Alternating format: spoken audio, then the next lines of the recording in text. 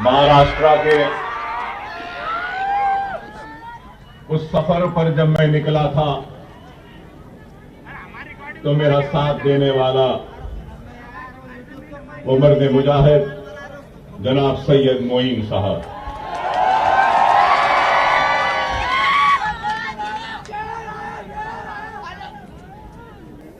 उम्मीद करता हूं कि आप सब खैर आफियत से हैं।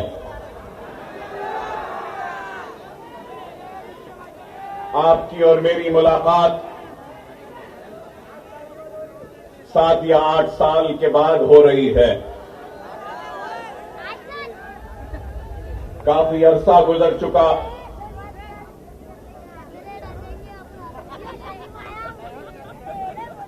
उम्मीद करता हूं कि आपने भुलाया नहीं मुझे, क्योंकि अकबर ओवैसी ने कभी आपको नहीं भुलाया। ना आपको, ना महाराष्ट्र के किसी भी मुसलमान को अकबर ओवैसी कभी भुलाएगा। चाहे वो औरंगाबाद का मेरा मुसलमान भाई हो, चाहे वो मुंबई का मेरा मुसलमान भाई हो, चाहे वो जालना का मुसलमान भाई हो या बीड़ का मुसलमान भाई हो, या उस्मानाबाद का मेरा मुसलमान भाई हो, या फिर नांदेड़ का मेरा मुसलमान भाई हो, हर उस नौजवान, हर उस बुजुर्ग, हर उस मां, हर उस बेटी, हर उस बहन जिसने महाराष्ट्र के मेरे उस तवील सफर जो मसाइब और मुश्किलात से घिरा हुआ था, जिसका आगाज हमने किया था, तो आपने जिन्होंने मेरा साथ दिया उन सबको कभी अकबर ओवैसी ना भूला था, ना भूला है, ना भूलेगा।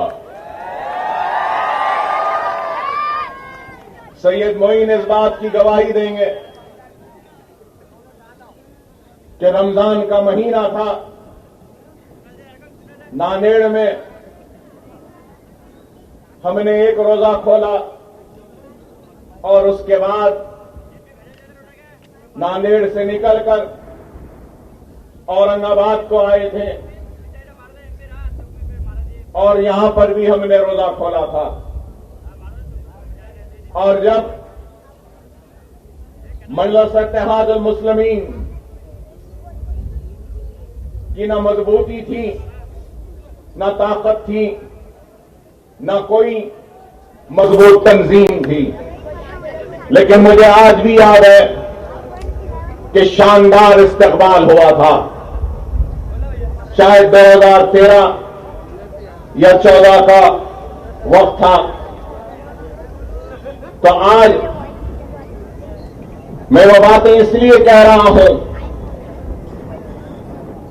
क्योंकि सफर तवील था, कठिन था, लेकिन हमने उस वक्त आगाज किया था।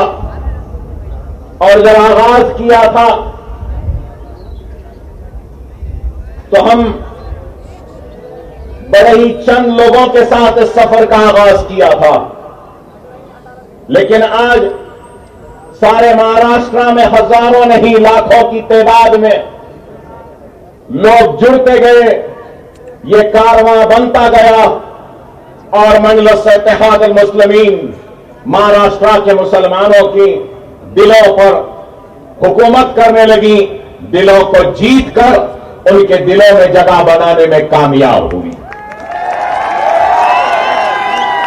और आज न सिर्फ औरंगाबाद के लिए एक तारीखी दिन है, बल्कि मेरी जिंदगी के लिए भी एक तारीखी दिन है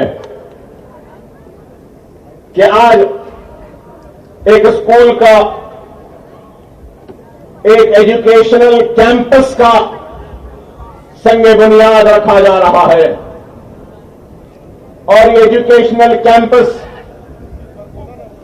इंशाअल्लाह ताला बहुत जल्द पाए तकमील को पहुंचेगा। ये काम हो रहा है, लेकिन इस काम और इस तकरीब में मैं जरूर उन सारे लोगों को याद करता हूं यहां खड़े होकर, जिन्होंने मेरा साथ दिया। आज उन सबको याद करता हूं। अगर वो इस दुनिया में नहीं है तो अल्लाह से मेरी दुआ है कि अल्लाह उनके खबरों को नूर से भर दे। जिन्होंने भी अकबरुद्दीन ओवैसी के खाने से खाना मिलाकर एक कदम भी आगे बढ़ाया है, तो अल्लाह अगर इन इमारत में पढ़ने वाले बच्चों की दुआओं से जो अजर जो सवाब देगा, तो मेरी अल्लाह से दुआ है कि अल्लाह तो इसका अजर सिर्फ मुझे न दे, मेरे साथ खाने से खाना मिला कर एक कदम चलने वाले हर उस शख्स को भी उसका अजर दे जिनकी वजह से आज का ये दिन हमको नसीब हुआ। जो लोग अल्लाह को प्यारे हो गए, मैं उनको भी याद करता हूं और उनको भी याद करता हूं जो लोग किसी वजह से हमसे दूर हो गए। आज वो दूर है, लेकिन कल हमने जब सफर का आगाज किया था तो ये हमारे साथ थे। अल्लाह से दुआ है कि अल्लाह आने वाले कल में फिर से उनको हमारे करीब कर दे। अकबरुद्दीन ओवैसी अपने मोहसिनों को कभी नहीं भूलता। अकबर ओवैसी की आदत है कि अगर उसके लिए कोई एक कंकर भी उठाएगा तो अकबरुद्दीन ओवैसी जिंदगी भर उसके एहसान को कभी फरामोश नहीं करता, ना कभी भूलेगा।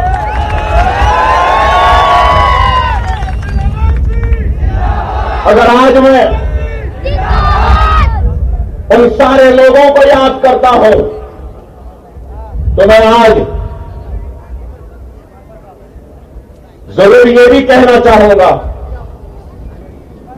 कि 2 से 3 साल से सारी दुनिया कोविड नाम की एक बीमारी से लड़ रही है और कोविड की वजह से कई लोग अल्लाह को प्यारे हो गए। मैं आज की इस महफिल में, इस तकरीब में खड़े होकर अल्लाह से दुआ करता हूं कि अल्लाह सुब्हानहू तआला वो कोविड में ऑक्सीजन की अदम मौजूदगी की वजह से जो अल्लाह को प्यारे हो गए, या फिर दवाखाने में बिस्तर दस्तयाब नहीं होने की वजह से अल्लाह को प्यारे हो गए, या फिर घरों में तड़प तड़प कर सिसक कर दम तोड़ दिए हैं, वो कोविड में मरने वाले सारे लोगों के हक में दुआ करता हूं कि अल्लाह इन सब की खबरों को नूर से भर दे, अल्लाह इनकी मग़फ़िरत फरमाए।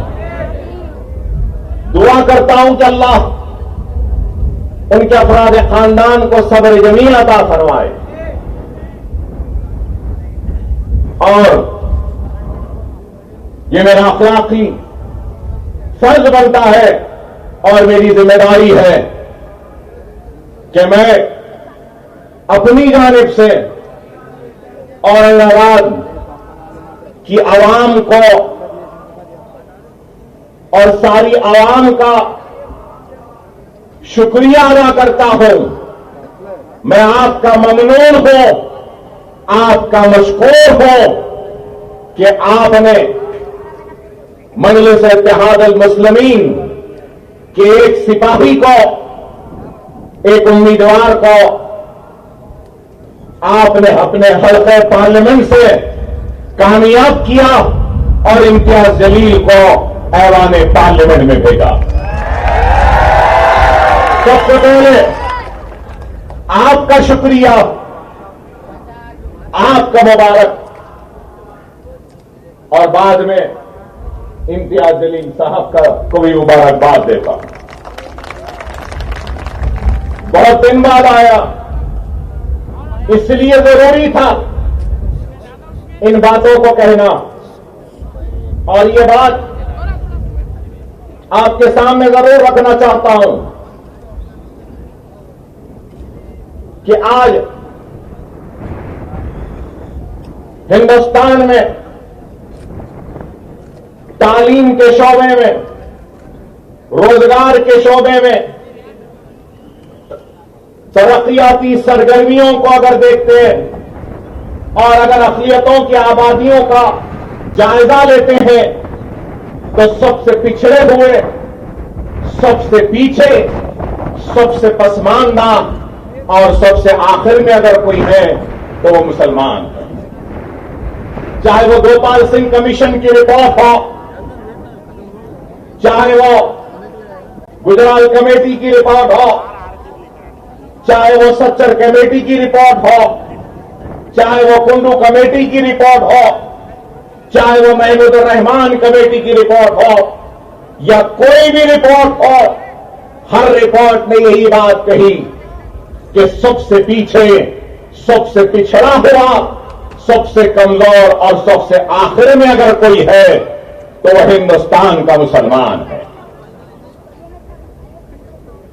और आज अगर मैं मुसलमान की बात करता हूं तो लोगों को एतराज होगा, लोग कहेंगे कि अकबर ओवैसी मुसलमान की बात कर रहा है। हां, मैं मुसलमान की बात कर रहा हूं, करता था और करता भी रहूंगा। उसकी वजह क्या है?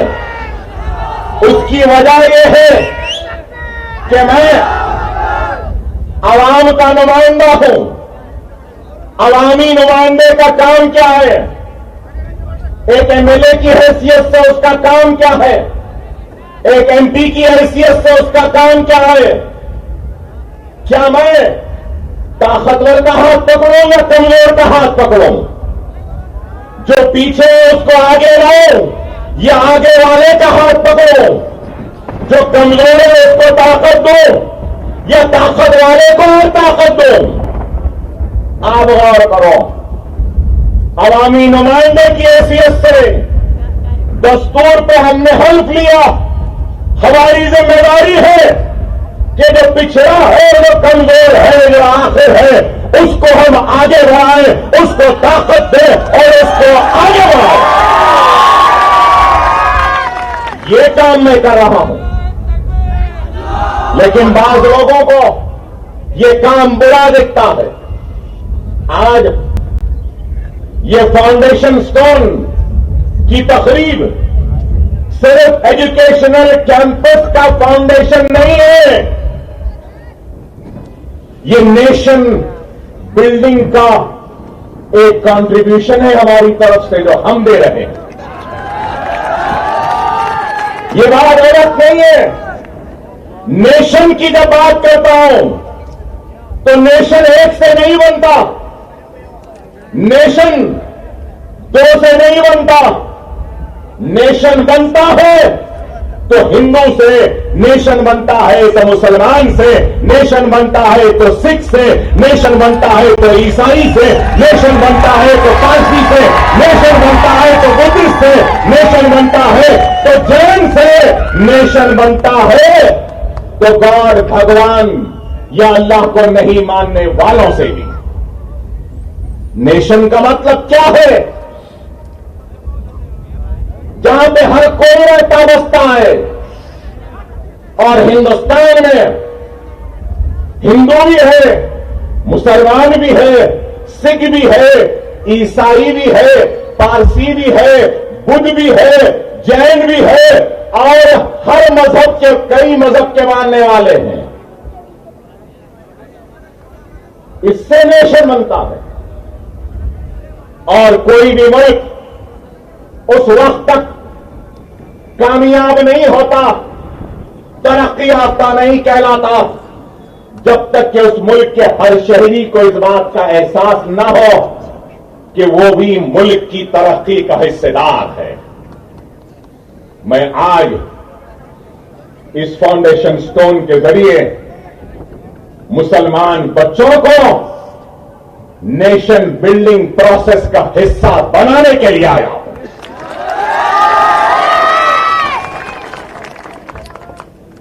हिंदू भी आगे बढ़े, मुसलमान भी आगे बढ़े, सिख भी आगे बढ़े, ईसाई भी आगे बढ़े, पारसी भी आगे बढ़े, बुद्ध भी आगे बढ़े, जैन भी आगे बढ़े, तो तभी ये मुल्क दुनिया का सुपर पावर बनेगा। लेकिन अगर कोई अहमक, कोई दीवाना, कोई बेवकूफ अगर ये समझ रहा है कि सिर्फ किसी एक की तरक्की से ये मुल्क सुपर पावर बनेगा, तो वो दुनिया का सबसे बड़ा अहमक है। मैं कहूंगा कि सबकी तरक्की जब होगी इस मुल्क में, तो तभी मेरा मुल्क, मेरा हिंदुस्तान सुपर पावर बनेगा। ये अज़्म, ये इरादा लेकर हम आगे बढ़ रहे हैं। और आज इस बात से कोई इनकार नहीं कर सकता कि तालीम के मैदान में मुसलमान सबसे पीछे है, पिछड़ा हुआ है। लेकिन जब ये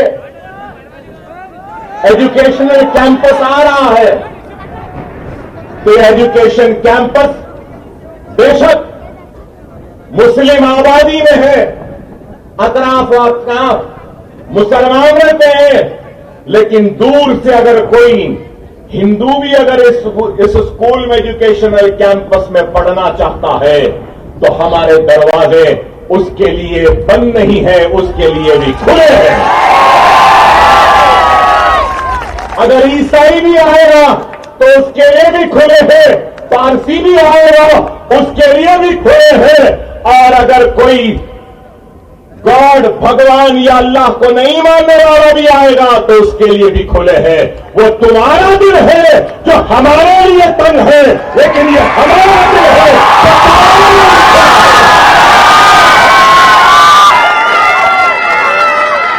हमारा दिल बहुत बड़ा है।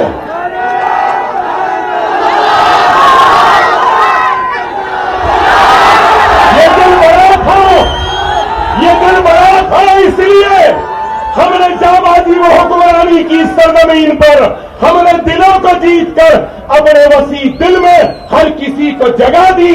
इसलिए आज दुनिया शहंशाह अकबर को भी याद करती है, तो शहंशाह बाबर को भी याद करती है। ये वसी दिल भी था, लेकिन आज आपको और हमको इस बात पे गौर व फिक्र करनी होगी कि तालीम में आज क्या है। अगर आप 7-8 साल पुराने अगर मेरे तकारीर को सुने हैं, तो मैं बराबर बताता था उसमें कि कितने ग्रेजुएट थे, कितने मुसलमान ग्रेजुएट हो रहे हैं। मैंने अपने तकरीर में बताया कि कितने ड्रॉप आउट्स हैं। मैंने महाराष्ट्र के हर तकरीर में बताता था कि महाराष्ट्र में कितने आईएएस मुसलमान, कितने आईपीएस मुसलमान, कितने आईएफएस मुसलमान, कितने आईआरएस मुसलमान। हालात बहुत खराब है। आज आपको और हमको इस बात पे गौर और फिक्र करनी होगी कि अगर हम हालात का मुकाबला करना चाहते हैं, तो जज्बाती तकारीर, जज्बाती नारों या फिर चीखने या चिल्लाने से कुछ नहीं होगा। हम हालात का मुकाबला अगर कर सकते हैं, तो याद रखो, इल्म से कर सकते हैं, इल्म की दौलत से कर सकते हैं, इल्म की ताकत से कर सकते हैं। तो दूसरा, अगर हम इन हालात का मुकाबला कर सकते हैं, तो सिर्फ और सिर्फ अपने इत्तेहाद के जरिए इन हालात का मुकाबला कर सकते हैं। अगर आज हम देखते हैं all India survey of higher education 2019 and 20 की रिपोर्ट को अगर हम देखते हैं तो टोटल मुस्लिम स्टूडेंट, जुमला मुसलमान बच्चे जो हायर एजुकेशन में सारे हिंदुस्तान में जिनका एनरोलमेंट हुआ है, उनका फीसद कितना है? 5.5%। ओनली 5.5%। और हमारी आबादी क्या है? इस मुल्क में हमारी आबादी क्या है? क्या आबादी के हिसाब से हमारा एनरोलमेंट है? नहीं है। और अगर हम टोटल स्टूडेंट हायर एजुकेशन में 2019 और 20 में महाराष्ट्र में जिनका एनरोलमेंट हुआ है, उनकी तादाद देखते हैं तो 42,65,472, 42,65,475 टोटल एनरोलमेंट हायर एजुकेशन में स्टूडेंट्स का। उसमें मुसलमानों का शेयर कितना है? गौर से सुनो मेरे भाई, मैं जानता हूं आप क्या सुनने आए हैं। आप जो सुनना चाहते हैं वो भी सुनाऊंगा, लेकिन पहले मैं जो सुना रहा हूं पहले मैं सुना रहा हूं, सुन लो।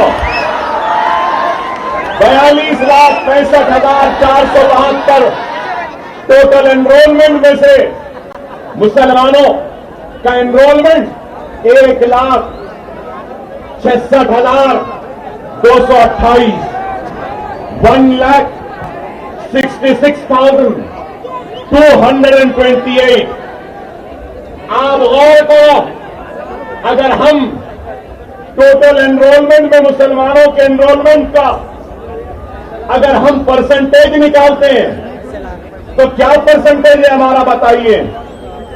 Higher education in the year 19 and 20 अगर हम जिस रियासत से मैं आया हूं, जहां से मैं आया हूं, अगर वहां देखते हैं तो 19 और 20 में 13,89,603 स्टूडेंट्स का एनरोलमेंट हुआ था, जिसमें से 1,21,918 मुसलमान थे। अगर हम महाराष्ट्र का अगर मुस्लिम स्टूडेंट हायर एजुकेशन का परसेंटेज देखते हैं तो आप सबको भी सुन के हैरत होगी कि वो परसेंटेज है 3.89% ओनली। ओनली 3.89%। क्या बात है, हमारा एनरोलमेंट इतना कम है। ग्रेजुएट्स कितने हैं? करीब सिर्फ 4% मुसलमान ग्रेजुएट होता है महाराष्ट्र में। क्यों? मैं जानना चाहता हूं, पूछना चाहता हूं। आज ग्रेजुएशन का लेवल भी हमारा कम है। और फिर अगर हम टीचर्स, टोटल टीचर्स का अगर सर्वे लेते हैं, महाराष्ट्र में हायर एजुकेशन इंस्टीट्यूट अगर है तो 1,63,132, जिसमें से 8,143 मुसलमान हैं। टीचर्स को अगर हम लेते हैं तो टीचर्स का भी परसेंटेज अगर देखें तो 4.99% है। आप गौर करिए। और अगर हम तेलंगाना में देखते हैं तो करीब 9% है वहां पर हायर एजुकेशन में एनरोलमेंट। और अगर हम यहां देखते हैं तो यहां पे एनरोलमेंट 3.8% है। तो आप गौर करिए कि क्या हाल है। उर्दू स्कूल्स का हाल क्या है वो भी आपके सामने बयान करूंगा। सारे हिंदुस्तान में सबसे ज्यादा उर्दू स्कूल अगर कहीं है या बच्चे हैं तो अल्हम्दुलिल्लाह वो महाराष्ट्र में। लेकिन unified district information system for education report for the year 2018 and 19 total schools Maharashtra में 1,09,942, जिसमें से 5,210 स्कूल उर्दू मीडियम के हैं और उसका परसेंटेज 4.73%। और महाराष्ट्र में उर्दू स्पीकिंग पीपल कितने हैं, उर्दू बोलने वाले कितने लोग हैं? 7% हैं और स्कूल्स 4% हैं। टोटल मुस्लिम स्टूडेंट्स महाराष्ट्र में 2018 और 19 में 28,22,370 और फिर उर्दू में अगर हम देखते हैं तो 13,05,652, मतलब ये 46.26% Muslim students are studying through Urdu medium. मतलब ये कि 46% बच्चे जो एनरोल हुए वो उर्दू मीडियम में पढ़ रहे हैं। और अगर हम सबसे खतरनाक चीज जो ये देखने के बाद मेरे पास सामने आई है तो वो ये आई है कि जितने भी उर्दू स्कूल हैं उसमें 50% से भी कम स्कूल्स में फर्नीचर है और 23% ऐसे स्कूल हैं जहां पे कुछ फर्नीचर है। 90% स्कूल ऐसे हैं जहां पे कंप्यूटर लैब नहीं है, लाइब्रेरियन नहीं है। और फिर जब हम ड्रॉप आउट को देखते हैं तो हाई ड्रॉप आउट है। सबसे ज्यादा ड्रॉप आउट्स अगर कोई है महाराष्ट्र में तो वो मुसलमानों में है, अगर हम एससी और एसटी से अगर कंपेयर करते हैं। महाराष्ट्र में सबसे ज्यादा ड्रॉप आउट। और आपको ये भी बताऊं, औरंगाबाद में 2021 और 22 में 8,000 बच्चे 10th में इम्तिहान नहीं लिखे और ड्रॉप आउट हुए औरंगाबाद में। और अगर आपको ये भी बताऊं तो आपको सुनकर हैरत होगी, अगर 100 बच्चे स्कूल में दाखिला लेते हैं तो ग्रेजुएशन तक आने तक 100 घटकर सिर्फ 10 बच्चे हो जाते हैं, सिर्फ 10। मतलब एक stage by stage drop outs है। ग्रेजुएट में आते हैं, अगर 3.5 साल या 5.5 साल की उम्र में एक बच्चे को स्कूल में दाखिला देते हैं आप, वो ग्रेजुएशन तक जाता है। तो ग्रेजुएशन को जाते जाते अगर 100 बच्चों को दिए तो ग्रेजुएशन तक आने तक सिर्फ 100 के बजाय 10 ही बच जाते हैं। और फिर ग्रेजुएशन का लेवल कितना है? 4%। प्रोफेशनल कोर्सेज, डॉक्टर्स, इंजीनियर्स कितने हैं? Less than 1%। आईएएस, आईपीएस क्या है? वो भी परसेंटेज आपका पूरा गिरा हुआ है। मेरे पास बहुत से आदाद और शुमार लेकर आया था, लेकिन ये बातें बताना जरूरी है। इसलिए जरूरी है कि लोग समझेंगे कि अकबरुद्दीन ओवैसी आज ये स्कूल, ये एजुकेशनल कैंपस का फाउंडेशन स्टोन रखा है तो सियासी मकसद के लिए रखा है। मैं बताना चाहता हूं उनको, इसके पीछे कोई सियासत नहीं है। अकबरुद्दीन ओवैसी जिंदगी में सब कुछ सीखा, अगर कोई चीज नहीं सीखा तो सियासत करना नहीं सीखा।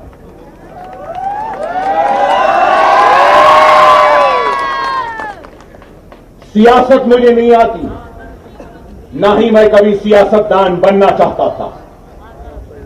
मेरी कोई ख्वाहिश नहीं थी एमएलए बनने की और आज भी नहीं है, न कल रहेगी। वो और होंगे जिनको एमएलए एमपी बनने की ख्वाहिश है, मिनिस्टर बनने की ख्वाहिश है। अकबरुद्दीन ओवैसी को अगर कुछ ख्वाहिश है तो सिर्फ यही है कि जब मरने के बाद अल्लाह के सामने जब हाजिर रहूंगा तो उस वक्त अल्लाह जब मुझसे सवाल करेगा कि मैंने तुझे दौलत दी थी, इख्तियार दिया था, ताकत दी थी, तो तूने मेरे हबीब की उम्मत के लिए क्या किया है, तो मैं यही काम के जरिए अल्लाह के सामने हाजिर होगा और कहूंगा कि अल्लाह तूने इज्जत दी थी मुझे, शोहरत दी थी मुझे, ताकत दी थी मुझे, इख्तियार दिया था, दौलत दी थी, तो मेरे ये स्कूल तेरे हबीब के उम्मतियों की मोहब्बत की निशानी है।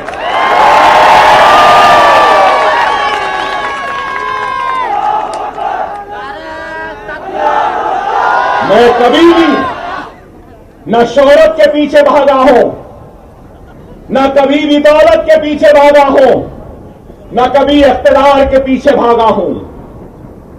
मुझे दुनिया में किसी का खौफ नहीं है, किसी से डरता या घबराता नहीं है। सिर्फ डरता हूं तो मेरे पाक परवरदिगार अल्लाह से डरता हूं और किसी को नहीं। अरे आज 11 स्कूल हैं हैदराबाद में। पहला स्कूल कैसे बना आपको मालूम? अभी इम्तियाज जलील साहब ने कहा कि अकबर ओवैसी साहब पे हमले होने के बाद में उन्होंने अपनी जिंदगी को वक्फ कर दी गरीबों की मदद के लिए, तालीमी इदारे बना दिए। मैं ये बात कहना चाहता हूं, मुझ पर हमला होने से पहले, मुझ पे गोलियां लगने से पहले, चाकुओं के जरब लगने से पहले मेरे 2 स्कूल ऑलरेडी जब चलते थे। अगर मैं आज जिंदा हूं ना, तो शायद वो 2 स्कूल के बच्चों की दुआओं की वजह से जिंदा है।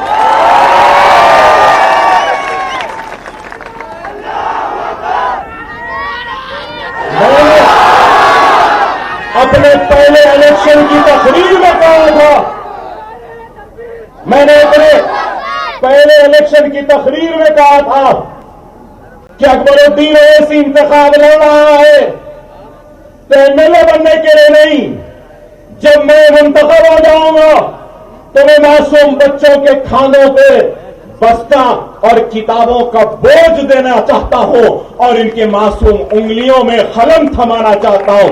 इस नीयत से इलेक्शन लड़ रहा हूं। और अल्लाह और उसके रसूल की कसम,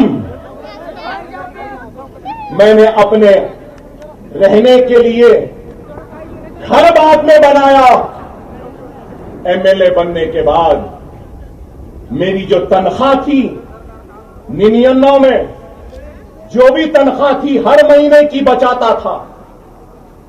हर महीने मीटिंग होती तो जाता था, क्योंकि मीटिंग में भी हमको सिटिंग फीस मिलती है। फिर दूर मीटिंग रहती, विशाखापट्टनम दूर, जब आंध्र प्रदेश था तो दूर भी जाता था। प्लेन का टिकट देते थे तो कहता था नहीं, वो प्लेन के टिकट के पैसे दे दो, मैं गाड़ी में या बस में चला जाऊंगा, और वैसा जाता था। एक साल नहीं, 2 साल नहीं, 3 साल नहीं, 4 साल तक मैंने अपनी एमएलए की तनख्वाह को हाथ नहीं लगाया। और उसके बाद 50 लाख रुपये जमा हुए तो उन 50 लाख रुपयों से एक टूटा फुट्टा छोटा मोटा स्कूल तामीर किया। लोग बोलते थे स्कूल बनाएगा, कैसा बनाएगा? अरे अगर नीयत है ना तो अल्लाह गैब से मदद करता है, इस बात को याद रखो। यहां बैठे मजलिस के कायदीन से कहूंगा कि तुम भी नीयत कर लो, फिर देखो अल्लाह गैब से तुम्हारी मदद करेगा। अल्लाह का वादा है, अल्लाह का वादा है, भूखा उठाऊंगा जरूर लेकिन भूखा सुलाऊंगा नहीं। अल्लाह एक ईमानदार को भी रोटी देता है तो एक बेईमान को भी दिन के आखिर में रोटी देता है। एक चोर को भी रोटी मिलती है, उसकी नीयत चोरी की है इसलिए चोरी की रोटी मिलती है, उसकी नीयत ईमानदारी की है इसलिए ईमानदारी की रोटी मिलती। अरे नीयत करो। मेरे पास कुछ नहीं था, हर नमाज में अल्लाह गवाह है, सजदे में गिरकर अश्कों को बहाता था और दुआ करता था कि अल्लाह मेरे दुश्मन बहुत है, मुझे तू इतनी हालत दे दे कि मैं अपना वादा पूरा कर सकूं, एक स्कूल बना के इस दुनिया से रुक सकूं। और आज भी अगर औरंगाबाद को आया हो ये स्कूल बनाने के लिए, हां नीयत है, जेब में पूरा पैसा नहीं है, अल्लाह उसके रसूल की कसम नहीं है, लेकिन मुझे अल्लाह की जात पे कामिल भरोसा है, जैसा 11 मदरसे बने वैसे ये भी बन जाए, ये भी बन जाएगा। अरे अज़्म होना चाहिए, इरादा होना चाहिए, नीयत होनी चाहिए, इखलास होना चाहिए, खुलूस होना चाहिए। अगर नीयत है, इखलास है, खुलूस है तो अल्लाह गैब से रास्ते बनाता है। अरे देखने वालों, देखो कभी आकर या मीडिया वाले अपने कैमराओं को खोलकर अकबर ओवैसी ऐसी भाषण दिया, भड़काऊ भाषण दिया बोलने के इंतजार में। अरे आपसे कहूंगा कभी अपने कैमरों का रुख मेरे मदरसों की तरफ भी ले जाओ। आओ, मेरा दिल बड़ा है, तुम्हारे बच्चों को भी पढ़ाने तैयार हो। कभी देखो तो सही,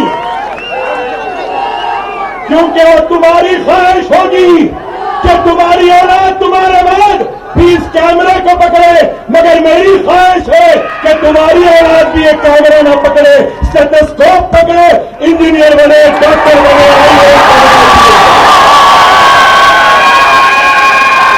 समझतम जाओ देखो,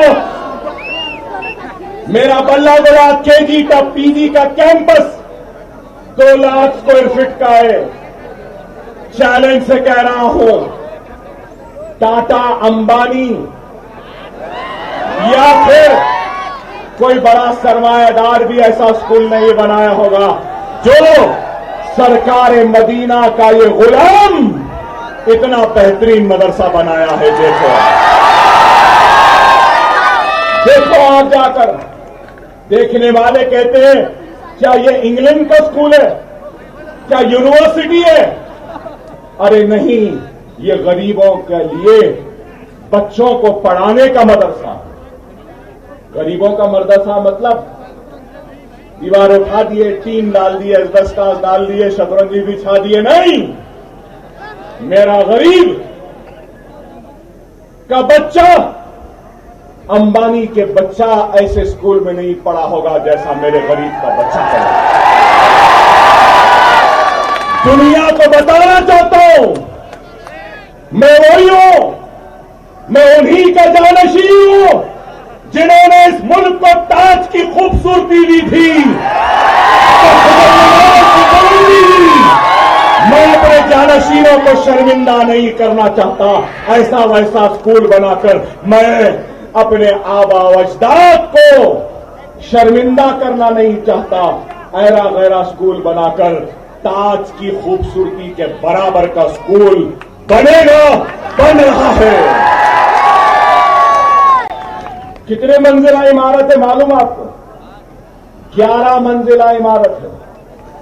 अब इंशाल्लाह इरादा है एक 24 मंजिला भी बनाओ। पैसे नहीं है, हाँ नहीं है। अल्लाह का काम बाबा अल्लाह कराता है, बंदे नहीं करते। अल्लाह का काम अल्लाह खुद करता है। हम अल्लाह के मोहताज हैं, अल्लाह हमारा मोहताज नहीं। अल्लाह का काम किसी के लिए रुकने वाला नहीं। खुदारा समझो। और लोग समझते हैं कि स्कूल चल रहे हैं, इम्तियाज जलील साहब भी वही समझे कि आपके दवाखाने या स्कूल एक ही से। माफ करना इम्तियाज जलील साहब, मजलिस आपकी जमात है और मजलिस के दवाखाने हैं, मजलिस का मेडिकल कॉलेज है, मजलिस का इंजीनियरिंग कॉलेज है, मजलिस का एमबीए कॉलेज है, मजलिस का एमसीए कॉलेज है, मजलिस का नर्सिंग कॉलेज है, मजलिस का फिजियोथेरेपी कॉलेज है, मजलिस का ओवैसी हॉस्पिटल है, मजलिस का असरा हॉस्पिटल है, मजलिस का दारुसलाम है, मजलिस का है।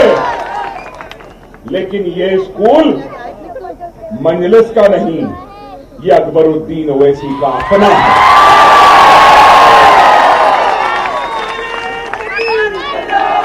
दवाखानों में जमात का पैसा लगता है, मेडिकल कॉलेज में मजलिस का पैसा लगता है, इंजीनियरिंग में मजलिस का लगता है, ये स्कूलों में अकबरुद्दीन ओवैसी का पैसा लगता है। ये बताना चाहता, मजलिस का ट्रस्ट दारुस्सलाम एजुकेशनल ट्रस्ट है। मेरा ट्रस्ट वो अजीम शख्सियत के नाम खिराज है जिसने हैदराबाद के मुसलमानों को बेदार किया, मुत्तहिद किया, मुनज़्ज़म किया और हिंदुस्तान की आवाम को नकीब मिल्लत जैसा बेटा दिया। मेरी मुराद सालार मिल्लत सुल्तान सलाहुद्दीन ओवैसी से है। ये मेरा ट्रस्ट मेरे वालिद के खिदमात को खिराज है और इस ट्रस्ट का नाम सालार मिल्लत एजुकेशनल ट्रस्ट है। इसमें जमात का कोई ताल्लुक नहीं, किसी का कोई पैसा नहीं, मेरा पैसा, मेरी मेहनत का पैसा, वो पैसा जो मेरी आन बान और शान या मेरी औलाद के लिए खर्च होना था, वो पैसा मैंने कौम को दे दिया, क्योंकि अकबरुद्दीन ओवैसी खरसदार है मुसलमानों के दुआओं का, हैदराबाद के मुसलमानों की दुआओं का खरसदार। अगर उनकी दुआ ना होती तो शायद मैं आज जिंदा ना होता, मैं जिंदा नहीं होता। अरे मैं जो कुछ भी हूं, बेशक ये मेरा ट्रस्ट है, लेकिन मेरा वजूद मेरी जमात से, मेरी पहचान मेरी जमात से है, मेरी इज्जत मजलिस से है, मेरी शोहरत मजलिस से है, मेरी ताकत मजलिस से है और ये जो भी दौलत आ रही है ये भी मजलिस की वजह से ही है, आपकी दुआओं की वजह से है, हैदराबाद की आवाम की दुआओं की वजह से।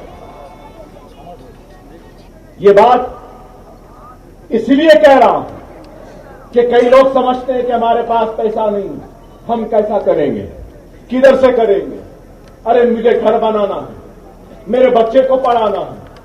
अरे नहीं मेरे भाई, नीयत होगी, इरादा होगा तो अल्लाह खुद वसाइल बना देता। इस बात को समझो। मेरी जिंदगी में कई मौजूदात हुए, कई मौजूदात हुए। 3 गोलियां ये हाथ पर कुड़ारियों से, सत्तुर से मारे, पेट में तलवार से, चाकू से, क्रिकेट का बैट अंदर डाल के फिरा दिए थे मेरे पेट में, लौलान, मेरे गुर्दे खराब, पेट में हथनियां नहीं है, लेकिन फिर भी इतनी देर मुखातिब हो, क्या कोई बोल सकता है कि कमजोर हो?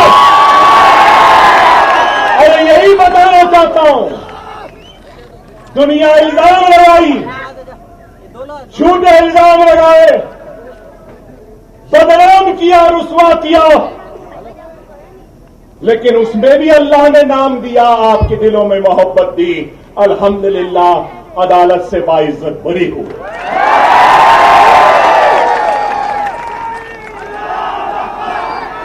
अल्लाह का शुक्र है, जब भी गोलियां लगी तो लोग समझे मेरी जिंदगी ऐसी है।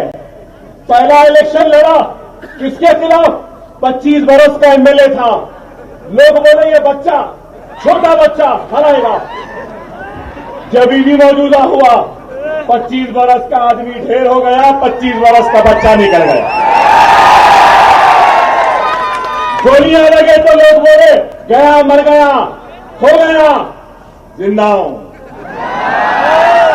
जेल में गया तो बोले हम लटक जाएगा, नहीं, यहां निकल गया, खड़ा हो। ये सब मुमकिन क्यों है? ये मुमकिन इसलिए है क्योंकि खैर करता हो, खैरात करता हो, मजलूम की मदद करता हो, बेवा की मदद करता हो, यतीम के सर पर हाथ रखता हो, इसलिए अल्लाह गैब से मदद कर रहा है। इस बात को समझो, इस बात को याद रखो। आज लोग कहते हैं हमारे पास वसाइल नहीं, पैसा नहीं, मुसलमान गरीब है। नहीं मुसलमानों, तुम गरीब नहीं हो। तुम्हारे पास सबसे बड़ी दौलत है तो वो ईमान की दौलत है। तुम्हारे पास दूसरी बड़ी अगर कोई दौलत है या ताकत है तो वो ला इलाहा इल्लल्लाह मुहम्मदुर रसूलुल्लाह है। तीसरी ताकत है तो तुम रसूलुल्लाह की उम्मती हो। चौथी ताकत क्या है? अरे तुम्हारे पास जो निजाम है ना, वो किसी के पास नहीं है। फोन तो खोलो कैलकुलेटर, आप भी खोलो कैलकुलेटर। एक हिसाब बताता हूं, फोटो के लिए तो खोलते हैं ना फोन, एक हिसाब के लिए खोलो। मुसलमानों की आबादी कितनी है मुल्क में? 20 करोड़। 20 करोड़ है ना? ठीक है भाई, 25 करोड़ 20 करोड़, ठीक है। उसमें से साहिब इस्तिताअत कितने मुसलमान हैं? कितने? जिन पे ज़कात वाजिब है, फर्ज है, वैसे कितने मुसलमान हैं? 4 करोड़। कितने? चलो आप गिन लो, मैं बोलूंगा नहीं भाई, सिर्फ 25 लाख। 25 करोड़ में से 25 लाख, चलो 25 लाख ही ले लेते। एक आदमी पे 25,000 मिनिमम, 1 लाख या 1 करोड़। मेरी तो 1 करोड़ से ज्यादा की बता, मैं खुला कह रहा हूं, खुला कह रहा हूं। चलो 25 लाख लोगों को 1 लाख के हिसाब से अगर कर लिए तो कितने पैसे हुए? जरा गिनो भाई कैलकुलेटर। कितने? कितने? 250 करोड़, 2,500 करोड़। अरे भाई मेरा हिसाब जो मैंने किया है ना, कम से कम 7,000, ज्यादा से ज्यादा 40,000 करोड़ मुसलमान ज़कात निकालता है, फिर भी कहते हो कि तुम गरीब हो। अफसोस देने वाले देखकर नहीं देते कि ये ज़कात का मुस्तहक है या नहीं। देने वाले ये देखकर नहीं देते कि किस तरीके से हम मालिक बना सकते हैं इस इंसान को। अरे ले लो ना, यहां इतने लोग हैं, सबके पास सेलफोन है। किसी का फोन 4,000 5,000 से तो कम नहीं है ना? इंटरनेट भी है ना? देखते भी ना? फोन का बिल भी आता है ना? फिर भी गरीब हो। चाय पीते ना रोज? बस सिगरेट भी पीते होंगे, बस शीशा भी पीते हैं। अरे बाबा, आपके रोजमर्रा के शौक में शाहरुख खान का फिल्म भी देखते हैं, सलमान का फिल्म भी देखते हैं, चाय भी पीते हैं। अरे रोजाना अगर यहां ठहरे लोग अपने रोजाना के खर्चे में से अगर 1 रुपया निकाल देंगे, कितना मजमा है? करीब एक, कितना है मजमा? एक 25,000 का मजमा, 20-25,000। चले 20,000 ही ले लेते।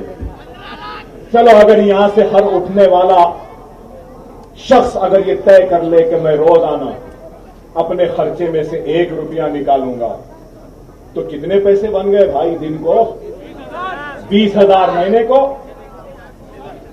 6 लाख, साल को 72 लाख। गौर करो, इस शहर में खुद तुम अपने बलबूते पर 1 नहीं 10 ऐसे इमारतें बना सकते हो। बना सकते हो या नहीं? अरे यही है। अरे आज मुझे मेरे बचपन की एक नज्म याद आती आज के हालात पर। मैं जानता हूं आप क्या सुनना चाहते हैं, मगर आप जो भी सुनना चाहते हैं ना, उनके लिए कहूंगा, मैं जानता हूं आप चाय के बारे में सुनना चाहते हैं। आप कड़क चाय, नरम चाय, चाय पीते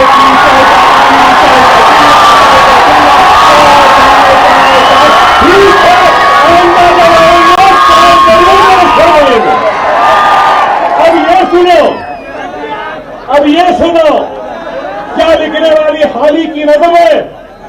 मौजूदा हालात में क्या जबरदस्त सुस्ती है। सुनो, अगर कौम की खिदमत करता है, एहसान तू किस पर करता है?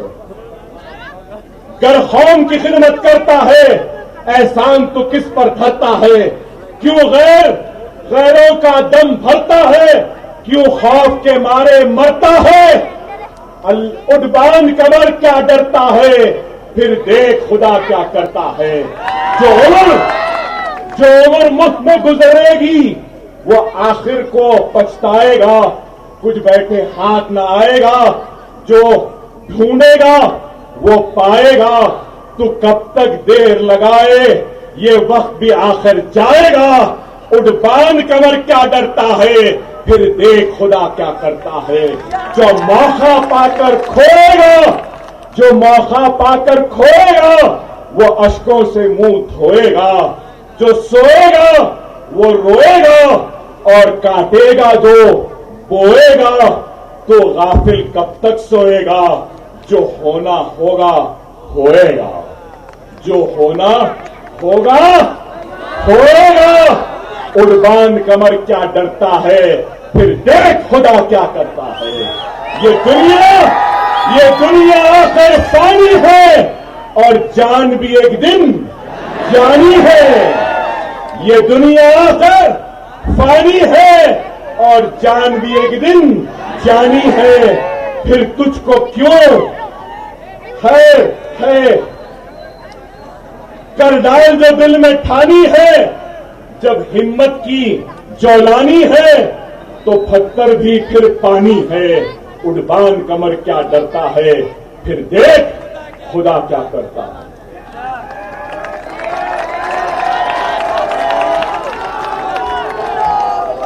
मैं किसी का जवाब देने नहीं आया, मैं किसी को बुरा बोलने नहीं आया। जरूरत ही नहीं है। तुम्हारी हैसियत नहीं कि मैं तुमको जवाब दूं। अरे मेरा बोल गलती है, तू तो बेघर है।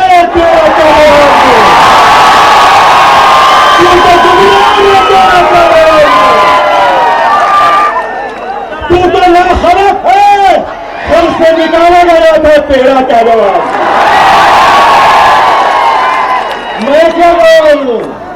दूंगा जवाब जरूर। आऊंगा एक दिन फिर आम खास मैदान में, बहुत जल्दी आऊंगा। अकबरुद्दीन ओवैसी लड़ेगा, अपनी पसंद के मुकाम पे अपनी पसंद के वक्त लड़ेगा। तुम्हारी पसंद के मुकाम पे नहीं, तुम्हारे पसंद के वक्त नहीं। वक्त मैं तय करूंगा, मुकाम मैं तय करूंगा। क्या आप डरे हुए हैं? क्या घबराए हुए हैं? यही बात है, आपने कुछ नहीं कहा। अरे आज इस मुल्क में नफरत की बातें की जा रही है, लेकिन अकबरुद्दीन ओवैसी नफरत का जवाब नफरत से नहीं मोहब्बत से देगा। अज़ान की बात है, लिंचिंग की बात हो रही है, हिजाब की बात है, लेकिन याद रखो इन सब हालात से क्या तुम डरे हुए हो? डरना भी नहीं चाहिए। तारीख के राह को उठा कर देखो। मैं बार बार कहता हूं कि मुत्तहिद रहो, इत्तेहाद पैदा करो। क्यों? कि तादाद में ताकत नहीं होती, इत्तेहाद में ताकत होती। 313 थे, इत्तेहाद था। 40 थे तो इत्तेहाद था। 30 थे तो इत्तेहाद था। बैतुल मुक़द्दस को सलाहुद्दीन अय्यूबी ने हासिल किया तो इत्तेहाद था ना। जब हमने इस बात को याद रखना है, बैतुल मुक़द्दस जब यहूद नसारा के हाथ से चला गया तो उस वक्त क्या आलम था मालूम आपको? अंग्रेजों के पादियां फादर जो व्हाइट ड्रेस पहनते उस वक्त काला लिबास पहने, मालूम आपको? लंदन के बादशाह ने कहा कि मैं लंदन बेचने तैयार हूं, अगर कोई खरीदने तैयार है तो खरीद ले। मैं सलाहुद्दीन अय्यूबी के खिलाफ लड़कर बैतुल मुक़द्दस को आजाद करना चाहता। क्या तुमको मालूम अब्बासियों पर जब तातारियों ने हमला किया था तो बगदाद की दरियाएं दजला व फरात सुर्ख हो गई थी? मालूम तुमको? इराक बगदाद की दरियाएं दजला व फरात लाल हो गई थी और ऐसा कत्लेआम हुआ था। तुमको मालूम कितना हुआ था? मालूम कि मुसलमानों की कटी हुई गर्दनों की बुलंदी कुतुब मीनार की बुलंदी से ज्यादा थी। बगदाद में लाशें सड़ती थी तो सड़ी हुई लाशों की बदबू मराकश में आती थी। मतलब दिल्ली में लाश है तो लाहौर में उसकी बदबू आती थी। लेकिन क्या इस्लाम खत्म हुआ? अरे आज अगर कोई ये समझ रहा है कि तू हमको डराएगा और हम डर जाएंगे, नहीं, हम डरने घबराने वालों में से नहीं है। और यह औरंगाबाद है और यह अल्लाह की सरजमीन है। क्या आप डरेंगे? घबराएंगे? मायूस होंगे? कभी नहीं होगा। मायूसी कुफ्र की निशानी है। तुम्हारा अल्लाह तुम्हारे साथ है। अगर ऐसा वक्त आएगा तो बेफिक्र रहो। मरने वालों की फहरिस्त में सबसे पहले अकबरुद्दीन ओवैसी होगा, जो अल्लाह उसके रसूल और अल्लाह की किताब कुरान के लिए अपनी जान की बाजी लगा।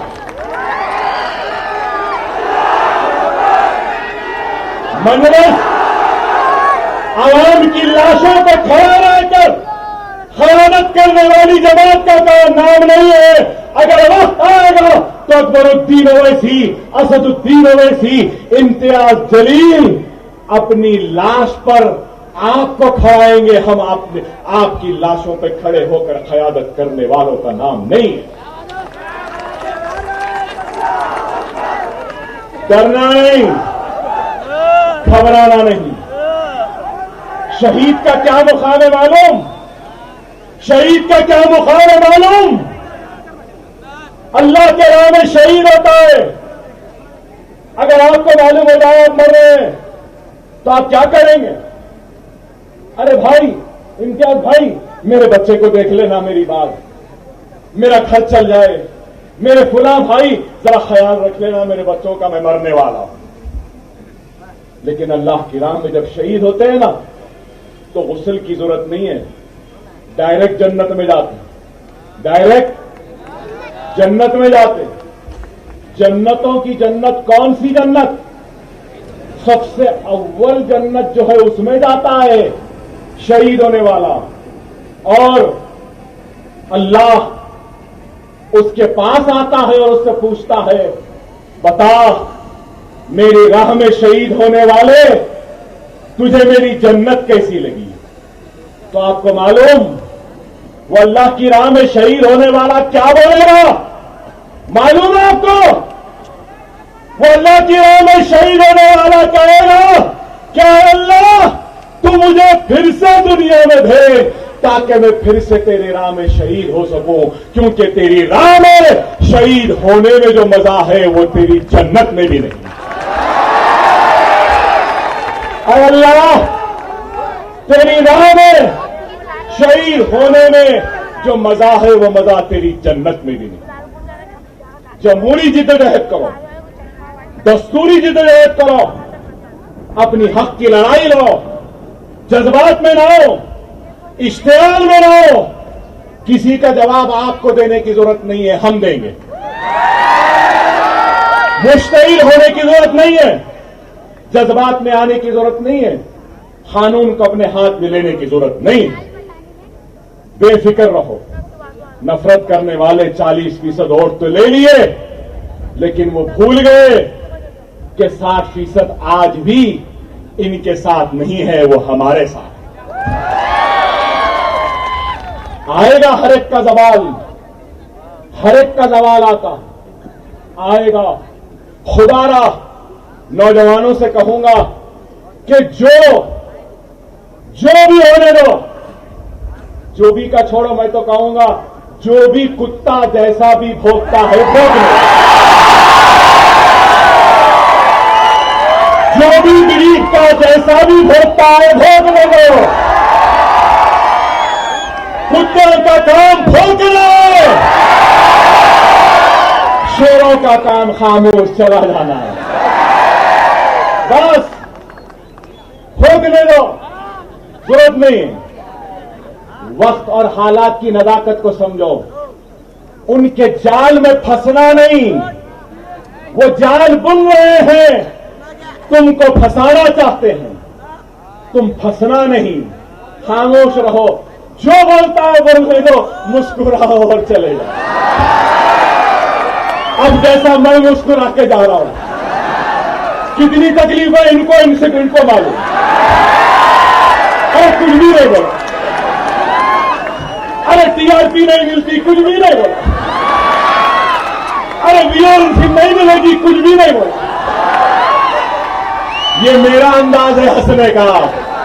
ये ऐसा अंदाज लगाओ कि डर गए हो, क्या परेशान हो, क्या तुम खारिफ हो, नहीं तो जोरदार नारा लगाओ, नारे तकबीर,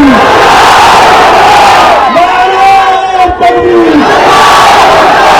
नारे तकबीर, नारे तकबीर। हिंदुस्तान, हिंदुस्तान, हिंदुस्तान। अल्हम्दुलिल्लाह ये मुल्क जितना उनका है उतना मेरा भी है। ना तुम्हारी जागीर ना मेरी जागीर, ये मुल्क हम सब का है। हम सब मोहब्बत के साथ रहेंगे और इस मुल्क को आगे बढ़ाएंगे। वाखिर अल्हम्दुलिल्लाह रब्बिल आलमीन। एबीपी माझा, उघडा डोळे बघा नीट।